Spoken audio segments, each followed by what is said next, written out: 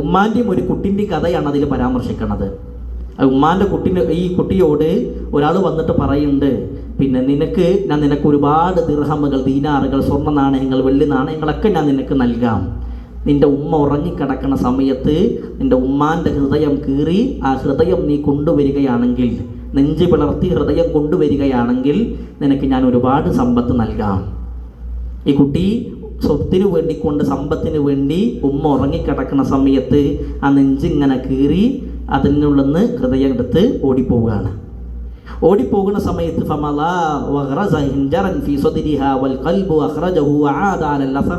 അങ്ങനെ ഒരു കത്തി കൊണ്ട് കീറിയിട്ട് ഈ പറഞ്ഞ ഈ മനുഷ്യൻ്റെ അരികിലേക്ക് ഓടിച്ചെല്ലാണ്. ഈ ഹൃദയം നിലക്കുന്നതിന് മുമ്പ് എത്തണം എന്നാണ് പറഞ്ഞത്.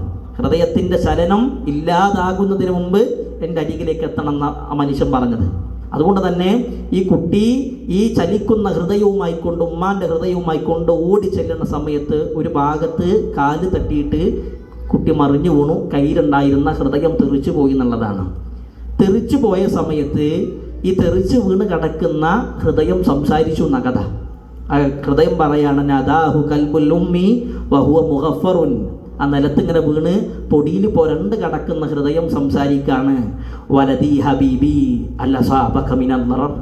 മോനെ, ഉമ്മാൻ്റെ കുട്ടിക്ക് എന്തെങ്കിലും വേദനിച്ചിട്ടുണ്ടോ എന്ന് ആ ഹൃദയം സംസാരിച്ചു എന്നുള്ളതാണ്. അപ്പോൾ ഇതാ മനുഷ്യൻ്റെ മനസ്സിൽ വല്ലാത്ത വേദന ഉണ്ടാക്കി.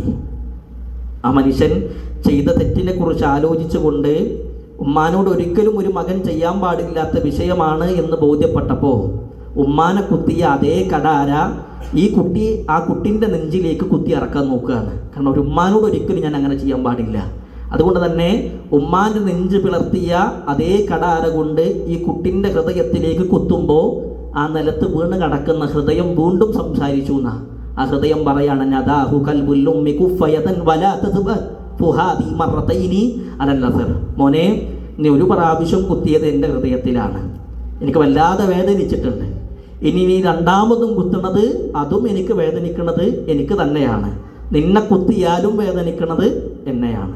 അതുകൊണ്ട് നീ വീണ്ടും നിൻ്റെ ഹൃദയത്തിലേക്ക് നീ കുത്തരുത് എന്ന് ആ ഉമ്മ പറഞ്ഞു എന്നുള്ളതാണ്. ഒരു കഥയാണ്, പക്ഷേ ഒരുപാട് പാടുണ്ട്. അള്ളാഹു പാഠം ഉൾക്കൊള്ളാൻ തൗഫീക്ക് നൽകി അനുഗ്രഹിക്കുമാറാകട്ടെ.